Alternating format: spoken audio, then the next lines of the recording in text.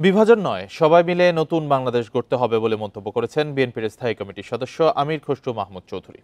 শনিবার সন্ধ্যায় চট্টগ্রামের জেএমএন সেন হলে বাংলাদেশ জন্মাষ্টমী উদযাপন পরিষদের আলোচনা সভায় তিনি একথা বলেন। আমির খসরু বলেন, ধর্ম যেমন ভিন্ন হয়, রাজনৈতিক মতাদর্শও ভিন্ন হতে পারে, তবে দেশের স্বার্থে, জনগণের স্বার্থে সবাইকে এক থাকতে হবে। সকল ধর্ম বর্ণের মানুষের সমান অধিকার রয়েছে মন্তব্য করে তিনি বলেন, কোনো রাজনৈতিক দল এ অধিকার কেড়ে নিতে পারবে না। সবাইকে ঐক্যবদ্ধ থেকে দেশের উন্নয়ন ও সমৃদ্ধির জন্য কাজ করতে হবে বলেও মন্তব্য করেন তিনি।